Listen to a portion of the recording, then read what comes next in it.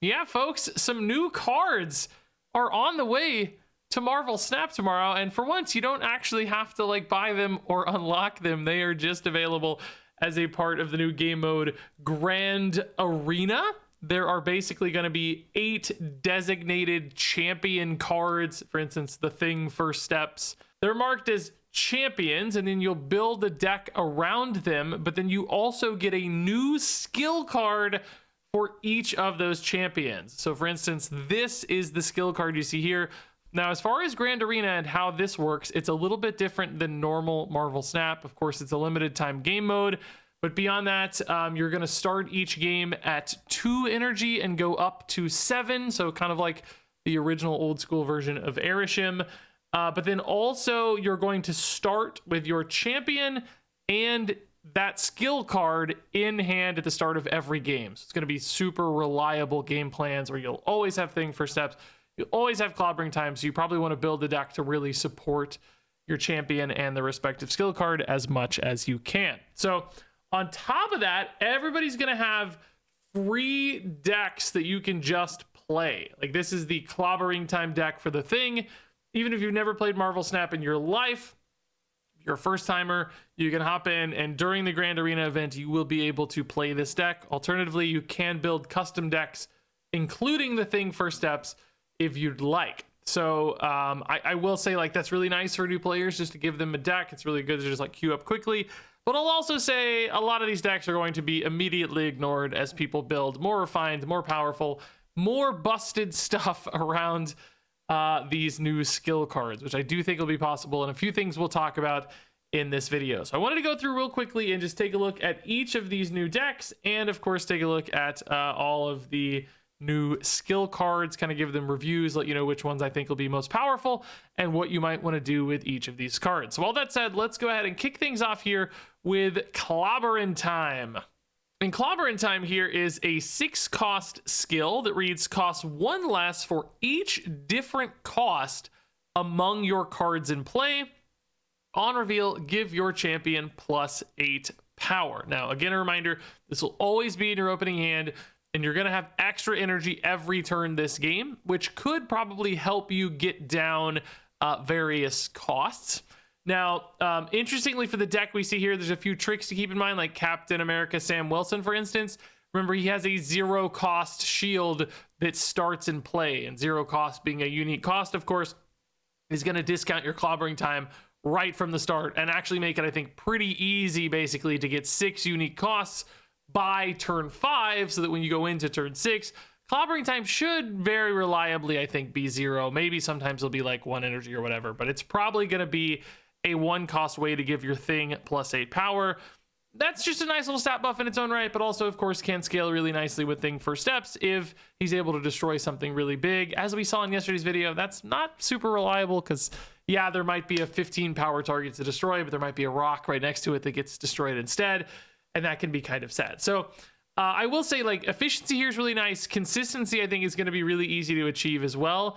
As far as like power output is concerned, it's like the raw like cheesiness of this, I don't think it's going to hold up very well compared to a lot of the other things we do, because at the end of the day, +8 power in a single location doesn't really feel like that crazy of a bonus. You could do some like crazy stuff with like Wongs or something, and I was thinking about, like, could I do a Wong Tribunal deck where I just use this to give +8 power like a ton of times, then Tribunal. That's all possible and cheesy and cool. I still don't think it's going to necessarily be great.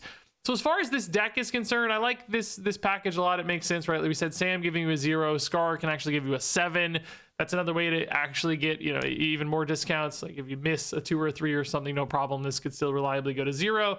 And the energy cheat, of course, allowing you to get things like, you know, Coal Obsidian or Crossbones down potentially even quicker, which of course gets that Scar down to 0 more reliably as well. So a few different ways to cheat power. I generally like these kind of big dumb dude decks. I think this is absolutely a smart and fine build in a lot of ways. Maybe some concerns about filling out locations, because, you know, like Ant-Man and Thing both want you to like fill up locations. I don't know, this deck goes super wide, super well. Might include something in there that could help, maybe a Squirrel Girl for that Coal Obsidian that also helps you fill out locations. Could be a thing to keep in mind. But ultimately, I'm still worried this just won't have enough output or power. Same thing with Clobbering Time. Like, it's just kind of honest. As far as energy cheat's concerned, sure, but 8 power at the end of the day just isn't much. We're going to see some really like high octane skills, I think, in this video. So I guess speaking of some of the more high octane skills, I think this one has a lot more potential to cheese. This is Master Plan. It is Dr. Doom Champion's skill. It is 2 cost, and it reads, on reveal, your 6 cost cards cost 3 next turn, which of course that's a 3 cost discount for each of those, and can allow for some really like spicy, crazy combos that would otherwise be impossible. You guys know how much I've been playing with like Astral Projection lately to cheat out Arnim Zolas, that sort of thing, right? Well, imagine if you didn't need a weird Astral Projection deck that's only running 1 on reveal or whatever. Imagine if you could just play Arnim Zola and your 6-drop all at once, thanks to Master Plan. That's what's possible here. This deck, of course, is including combinations with Dr. Doom and Odin, so that you can maybe play like a Dr. Doom and Odin for a really big power dump on the final turn. That's interesting. That's solid. By the way, Astral Projection also in here, which is kind of fun. I don't know if that's going to be the best thing to do, though, because I was thinking about stuff like, what about Null and Arnim Zola? Like, just play a Destroy deck and then dump Null and Arnim Zola on the final turn. Really hard for the opponent to counter that in many cases, depending on priority and such, and you're saving it for a big surprise factor. Man, that could be a crazy power spike. Like, that's the sort of stuff we see Mr. Negative decks do really effectively with their cost discounts. Well, this allows you to do that as well. So this is kind of a big ramp on reveal deck, which, these work really well in regular standard play, but I think power levels are going to be crazy high in this mode because of all the extra energy. Combos are going to be really nuts because, again, of all the extra energy. So I think you have to do really big, really crazy stuff. And I don't know that just the 5 power cards from Dr. Doom do enough. I mean, Doom 2099 like helps sometimes spike those up a little bit, but ultimately remember you're kind of playing 2 cards per turn, hopefully, with Master Plan. So I don't know if Doom 2099 really feeds all that well into the actual skill card here. It almost seems like this kind of ramp deck is more meant to play without this skill card in a lot of ways for like the Doom 2099 and so on. But I think you could build a more kind of cohesive combo that's just really nuts, really pays off big time. You don't want to be too reliant on, only one kind of win condition. So you'd want to make sure you had other things in there, maybe some big Venom, Arnim Zola stuff is possible too. But, Null and Arnim Zola could be the big payoffs. Do keep in mind you have to run the champion, so you can't cut Dr. Doom. So you might have a card in your deck that feels a little weird in a Destroy deck, like Dr. Doom doesn't feed in a lot, but I think, just using his skill for other more powerful options could be the way to go. I should also note, I don't know how often this will happen, but you could just play Master Plan on 2 and then play a 6 cost card on turn 3. I think that's a little bit less exciting than usually doing something crazy all at the end, because that's more about that unpredictability, can offer a lot of advantage when it comes to snaps and stuff.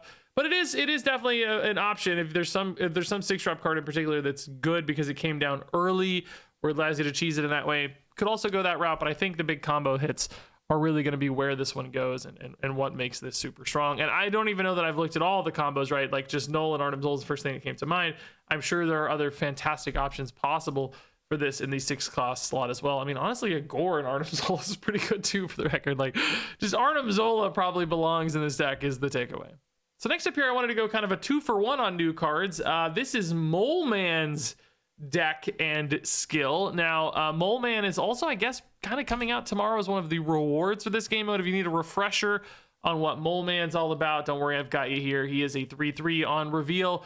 Banish the top card of your deck, add 2 rocks to your hand, set their power to the banished card's cost. So if you banish a 6 cost card, you get 2 1/6 rocks in hand.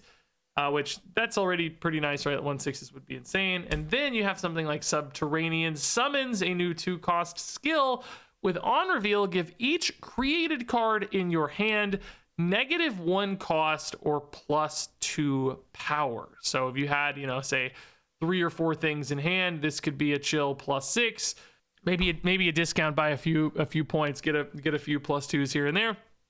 Just makes your hand a lot spicier, and maybe lets you do some silly dump stuff. And we see here a Victoria hand deck around this. Collector, Victoria, Ultron, Isan, Frigga, a lot of really cool stuff there. This deck does have some fairly big cards to pay off the Mole Man in a really exciting way, like Isan or Mockingbird. Ultron's pretty big, but not that many. I think there's a very good chance with this list, the Mole Man's going to hit like 2 cost stuff all the time. It's just going to hit like random Patriots or an Agent Coulson or whatever. 1/2 and 1/3 rocks aren't really as exciting. They're not terrible because, you know, Victoria is giving them an extra boost. You got like copies of Victoria, etc. They could still be valuable, and just the fact that they exist is useful for Subterranean Summons. It's useful for Collector. That said, I don't really, again, think Subterranean Summons offers as much of a power spike, or power drill in this case, as you might want. You know, at the end of the day, to me, it often reads kind of like +6 or +8. The cost discounts can sometimes allow cheesier stuff, but it's going to be on like the bonus cards, which doesn't usually, you know, it's not like discounting Victoria Hand might allow you to do some really crazy cheesy combos with Frigga or something. It's going to be the created cards getting discounted, so how much more does that really add in? Occasionally just gets you a few extra points possible, basically, for those big finishing turns. So this one, again, looks a little too straightforward for me, and I also don't know that I love this list for Mole Man. I feel like you could maybe get greedier and bigger to really pay off this Mole Man. There's obviously a balance there. We're not going to have a lot of time to figure that out either because this card's going to be brand new, so we don't have any experience or testing behind it. I do think a Victoria Hand package makes sense.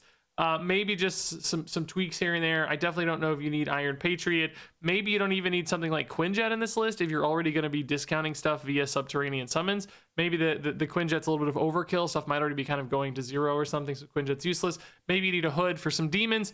Some tweaks here are possible. I think, you know, Victoria Hand decks are very good and can do some silly stuff. So there is probably a deck here that feels competitive. I just don't think it looks exactly like this one, nor do I think the Mole Man build here is the most powerful skill. So it might get outclassed by some of that other stuff we've seen, like Dr. Doom in particular. All right, so next up here is Mr. Fantastic. And this is not Mr. Fantastic First Steps, importantly. This is the OG Mr. Fantastic, who is the champion. And his skill is Council of Reeds. It's a 2-cost skill that reads, on reveal, give an ongoing card in your hand, -1 cost, and +1 power. After you play it, repeat this, which this is basically a surge, but it's on a skill, and it's for cards in hand, notably, instead of in deck, which generally is going to be more useful. You can kind of plan out your turns more reliably. I think, you know, just knowing what's there, kind of lining things up. I will also say I do think ongoing decks in general are going to have potentially a very good time with all of the extra energy. Sometimes, you know, cheesing those big crazy onslaughts and Iron Mans. All of that can feel very, very powerful with extra energy. Like some decks just they can't raise their ceiling all that high. You know, maybe Victoria Hand is even an example of that. I'm not sure, but some decks have a hard time doing that. But I think an ongoing deck in particular could do that rather effectively, particularly when you consider cost discounts as well, right? Getting some of those things down cheaper, an Iron Man, an Onslaught down cheaper, and having extra energy, like, man, you could build some really crazy turns. The one challenge with something like Council of Reeds that you might run into is that the card does, of course, need to be played to repeat it. So if you do hit a high-cost card, say an Onslaught or an Iron Man, you might have a couple turn gaps, you know, like play Council of Reeds on turn 1, because remember, you're having 2 energy on turn 1, which is an important distinction. And by the way, that is, you know, unfortunate for something like, say, Subterranean Summons, where this kind of wants to come down later. So it's like, okay, well, you know, I can't play this super early. This one you're happy to play on turn 1. That's great. And you know you can because it's in your opening hand. So super consistency there. But, you know, if you hit Onslaught and he's now 5 cost, you're basically not going to be playing him until turn 4. So you'd kind of miss a turn 2 and a turn 3 chain on your Council of Reeds. Maybe you don't care just because, you know, having a turn 4 Onslaught creates crazy opportunities with Mystiques and Moonstones and Iron Mans. Again, there's some insane ceiling possible on that. So it's probably okay. And you still have, you know, a lot of sometimes cheap cards in those sorts of lists. You might have Ravona's, Mystique's another weird one. But even an Iron Man, you know, you could come down on turn 3 effectively. You wouldn't be missing much in those worlds. So there's probably only a couple really bad hits, and even the bad hits I think still create so much opportunity for power scaling that there's a lot of potential. You know, of course people can run tech cards, of course Enchantress can pop in. These are not, again, locked in decks. People are going to change these up, so that's a possibility. On that note, I think you should get a little greedier probably with this deck. This looks a little low curve to me for all the extra energy. I think you're going to run out of cards before you run out of energy. Stuff like Punisher in particular and Mojo, I think, are really hard to use in these sorts of decks. So I would be tossing a Mystique or an Onslaught in here ASAP just to give you more potential. And I would probably just tweak this list a lot in general. I don't know if you need cards like Claw or Omega Red. I don't know if they keep up. I think you just really play for some of those big stacks is how I would utilize Council of Reeds instead, and just increase the average cost a little bit. But I do think this one has a lot of potential. I think this is one of the more higher output cards. Getting both a cost and power discount reliably and being able to start it on turn 1 could create some very big chains indeed. So next up here is Force Field. This is Invisible Woman. And again, this is the OG Invisible Woman, since of course we don't have Invisible Woman first steps just yet. This is a 0 cost skill. It says on reveal, give your champion +1 power for each unrevealed card at its location. You get that much energy next turn. So basically you play Invisible Woman down. If you have 3 unrevealed cards there, you're going to give your Invisible Woman +3 power, which that's irrelevant. Like, who cares, right? I mean, like, it's fine. It's a bonus, but you just don't care about the +3 power. What you do care perhaps about is that energy next turn. So basically you could be creating a really nuts like turn 6 option where you have 7 energy already, then you get another +3, putting you to a 10 energy final turn. So it's kind of like, what can you do with 10 energy, and is that enough to like just, you know, completely win the game and do something silly? The deck they have as an example here is sort of a Hazmat Ajax Affliction deck. So, you know, in this case, maybe you're playing like Ajax and Hazmat on your final turn, or maybe you've already got Hazmat behind the Invisible Woman, so it's like Ajax and Man Thing for just like some really big power swings, etc. Like, a lot of things are possible here. This is, by the way, a very nice looking deck. This just looks like a good Affliction deck. Like, if you took this deck out on the ladder right now, I think you'd find a lot of success. Again, will it be able to keep up like crazy in a you know, a power spiked event like Grand Arena where everybody's just cheesing out a ton of extra energy? I don't think so, but I do think Hazmat's an interesting line for it. You could, you know, with like 10 energy, for instance, create some really silly Wong plays on the final turn. You could do like Wong, Mystique, Hazmat all at once, right? Or, you know, set that up a little earlier and do Hazmat and Odin on the final turn. Like, set up a Wong and Mystique and then do Hazmat and Odin, and go just absolutely insane, just blowing up your opponent's board. If you got a Luke Cage down earlier, forget it, right? Again, some of these things are definitely a bit susceptible to countering, to Enchantresses, Red Guardians, etc. But I think the mode is just going to demand a lot of power because energy is going to be flowing like crazy. And, you know, in the past, we saw how powerful Airsham decks could get when energy was in it, when you had bonus energy like that. But you had Airsham decreasing your consistency. Now you have both consistency and excess energy. Boy, things are going to go crazy. So I do think you're going to have to do something silly. It doesn't necessarily have to be Hazmat. This is what we're talking about because it was here. But, you know, any deck that can utilize 10 energy in a really cool way and maybe doesn't mind setting up some kind of Invisible Woman with stuff that's fine to play down early, Luke Cages, etc. There's certainly possibilities here. So I think this is intriguing. Energy Cheat makes me really intrigued because I think there are silly combos possible. All right, so next up here is Flame On. This is the skill, of course, for Human Torch First Steps. This one reads, on reveal, add your champion's power to the top card of your deck. So the idea here, you know, get your Human Torch First Steps buffed up a bunch.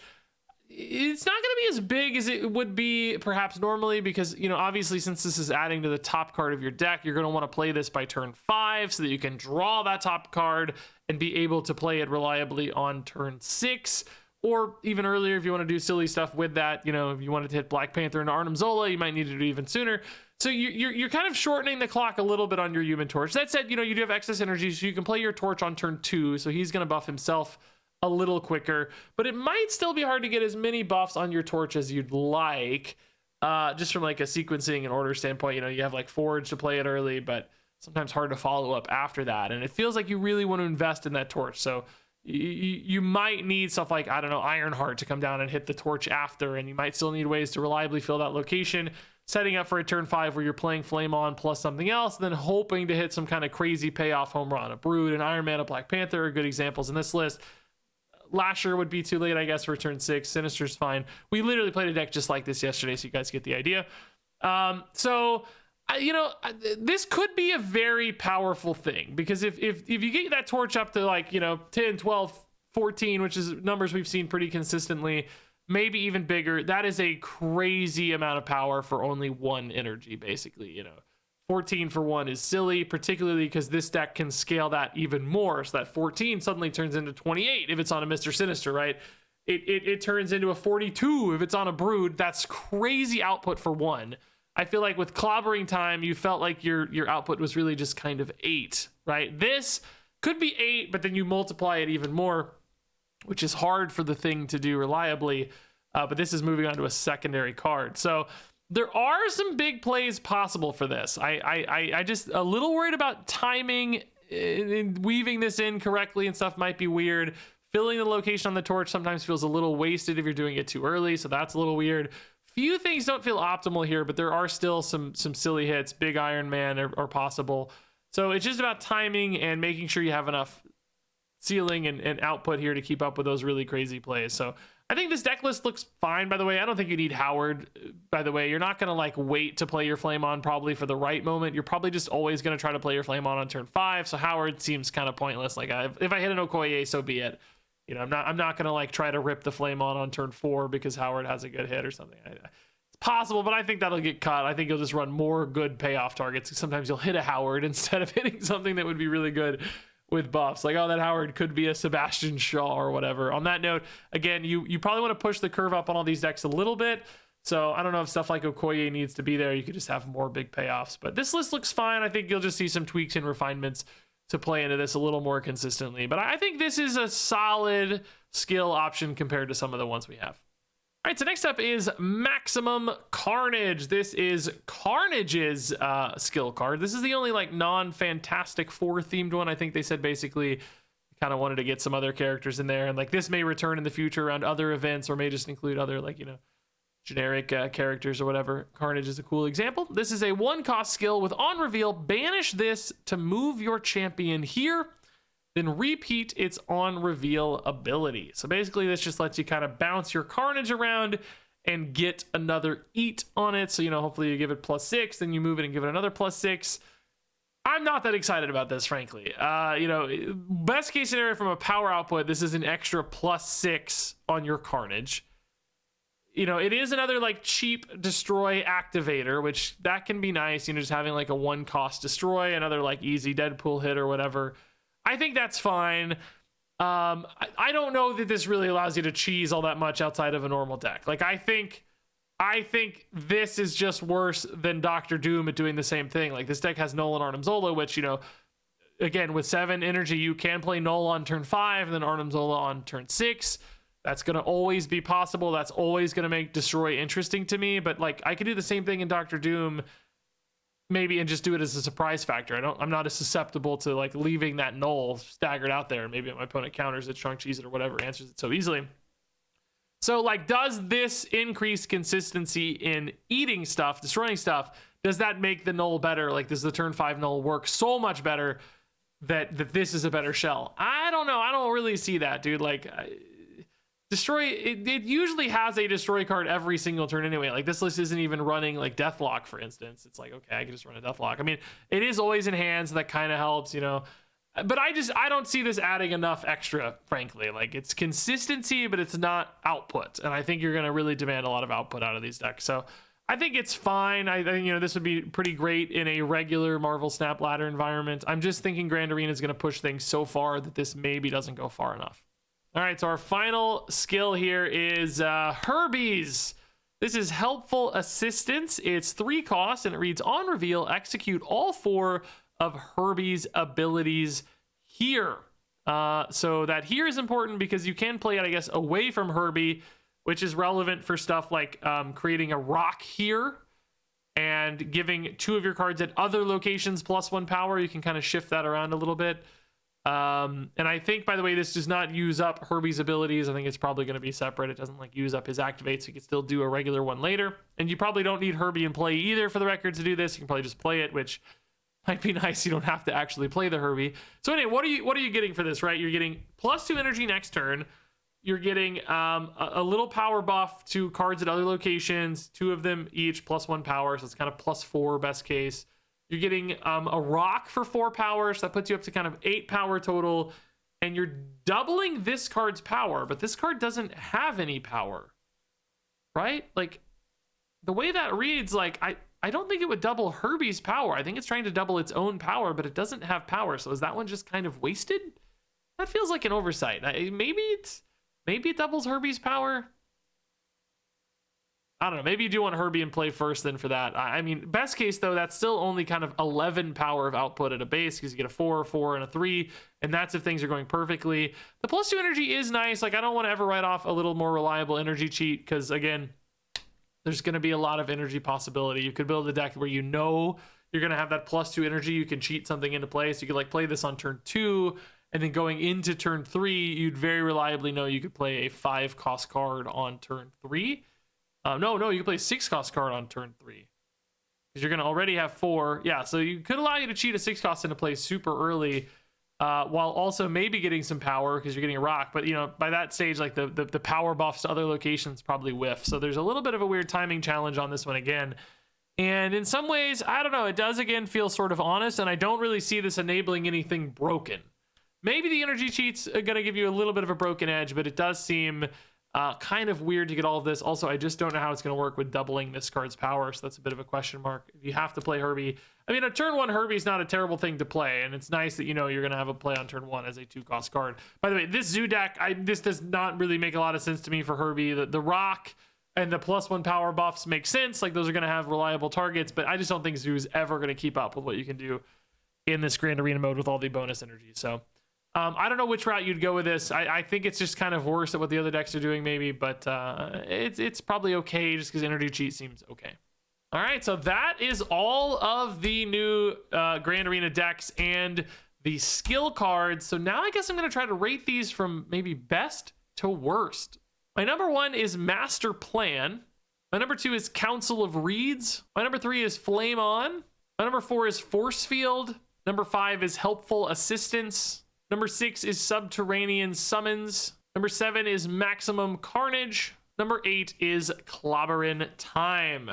Yeah, we finished right where we started here. From first to last.